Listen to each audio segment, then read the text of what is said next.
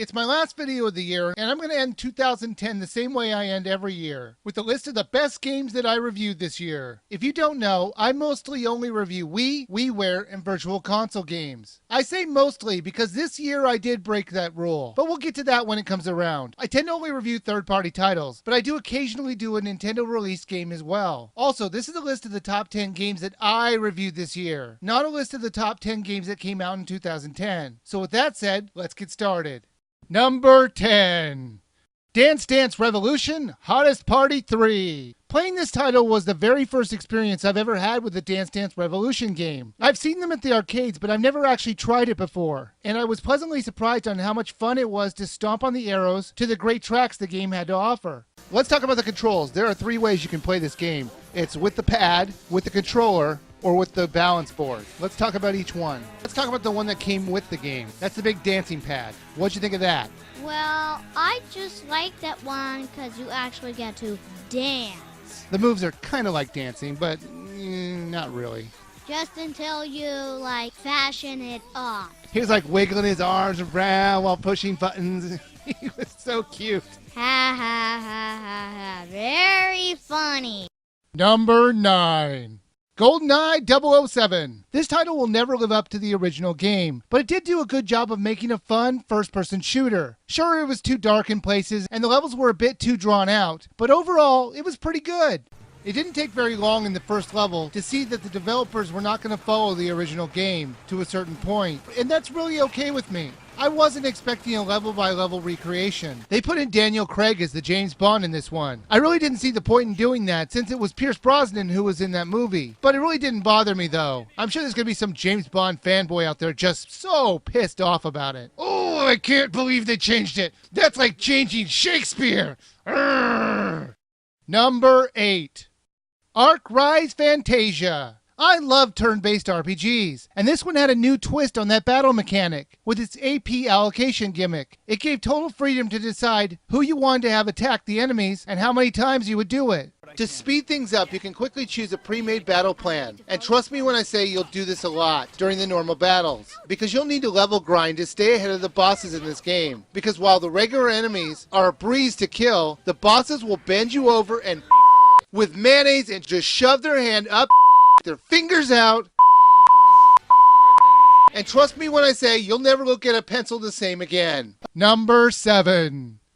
No More Heroes 2. I had a lot of problems with the original No More Heroes, and it was great to see the developers listen to all the fan complaints and address them in this sequel. The level designs were so much better in this one, and best of all, they scrapped the unnecessary town overworld. If you want to improve your stats, weapons, or clothes, you'll need some money, and you can do that by getting a job. This time around, those jobs are very cleverly done by having you play 8-bit game representations of them. There were quite a few jobs to play, but the one I found the easiest to make money on was his tiling game. But the water pipe game was just as much fun to play.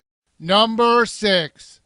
Double Dragon Arcade. This one was part of my arcade review series that I did during the summer. I did it because I bought 2 arcade machines, and I just wanted to review them. I bought a PlayChoice 10 and a Double Dragon machine. Double Dragon for the arcade is a lot of fun, and while it does have some issues with slowdown, it is still incredibly replayable to this day. Now, the arcade version tells the story of Hammer and Spike. Their names are really Billy and Jimmy, but the characters are so hardcore, they go by their street names. Really? Hammer and Spike? Are those the best names they could come up with? I mean, what are they doing when it comes time to pick out their names? Are they just going through some guy's tool belt? All right, it's time to pick out our names. You're going to be Pliers, and you're going to be Screwdriver, and you're going to be Wrench, and you're going to be Elmer's Wood Glue? Sorry, dude, but you're going to be Box Cutter, and the leader, save the best for last, Hedge Clippers. Number 5. Kirby's Epic Yarn. I really enjoyed Kirby's Epic Yarn. It was a lot of fun and the level designs were fantastic. It would be a little bit lower on this list if it wasn't for the fact that you couldn't die. Being that you couldn't die, it kind of took away any challenge from this game, but the title is still great. There was one other thing you could do, and that was decorate your room. Decorating your room, you say? You mean my room of treasures? I think it's more like your room of junk. Have you seen that room you built? It's like your actual room. You're walking on top of furniture. This is kind of a weird problem. There's no layers in depth that you can climb on top of or anything, for this is a 2D game. So you will walk on top of furniture no matter if it's at the bottom or not. Number 4. Sonic Colors.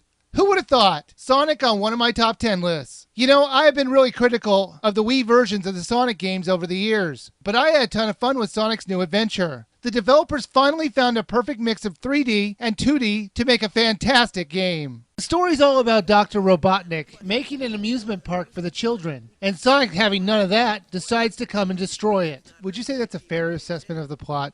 Yeah, basically. In the beginning. It did seem kind of weird how he was trying to destroy the place for no reason at all. Yeah, it just seemed weird to me. The plot started out with them coming to this amusement park, already assuming that Dr. Robotnik was doing something evil. Hey, how about giving the guy just the littlest bit of doubt that maybe he was doing something good? It is surrounded with 5 planets with chains. So you're saying that already was evil, so why not destroy it? There's 5 whole planets. You really don't do that for an amusement park. Number 3. Wii Party. This one was the best party game of the year, hands down. It had a lot of different games for your friends to play. So if you ever got tired of one game, there was a completely different one to keep your friends entertained. Now, apparently out of ideas, Nintendo has looked to their own franchises for inspiration for their next title. Now, I know Nintendo didn't actually make the Mario Party series, but they did publish it. And seeing how they already had that genre covered, why bother making this new one? I guess Nintendo saw that the Wii library had a desperate need of party games. But if Nintendo really wants to go down that route, why not keep it up? How about Wii Fight or Wii Life or even Wii Drive? Actually, that one sounds kind of cool. Hint, hint, Nintendo. Number 2. Call of Duty Modern Warfare. I am not a big fan of first-person shooters, mainly because I'm terrible at them. However, I have to admit I had a lot more fun than I ever expected with this game. I love the cinematics, the gameplay, the multiple paths you could get to a goal, the weapons, and much more. It was just an outstanding game.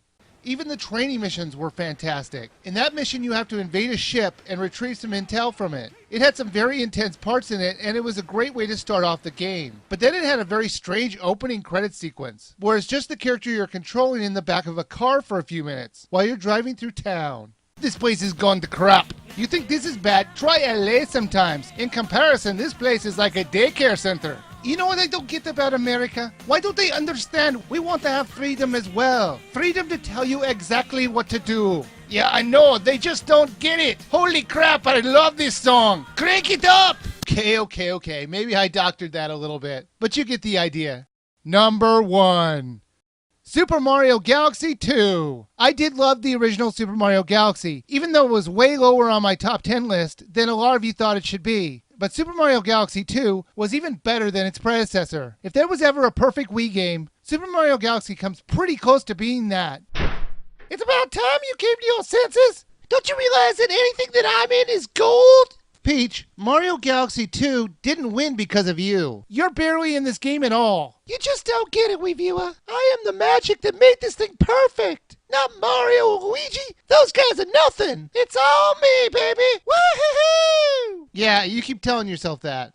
There are a few characters you can interact with, one of them being the mail toad. He will give you letters when they come in. The strangest ones were when the princess would send you a letter. She did this in the original Mario Galaxy as well. 2 things. Bowser's letting her send out mail? And he gets mail service out there? I actually came up with an answer to this. I think the princess pre-mails all these letters. I bet one of her weekly things to do is to mail a few letters to Mario, just in case she gets kidnapped. I think she's pretty much accepted her fate by now. And she figures, why not do a little advanced planning? You know, I bet she also has a little kidnap bag where she keeps her, lipstick, toothbrush, soap, shampoo, and other stuff. It would explain why she always looks so good whenever Mario saves her.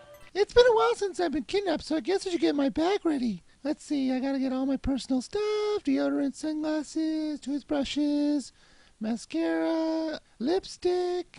Now, what else could I possibly need? Oh, yeah.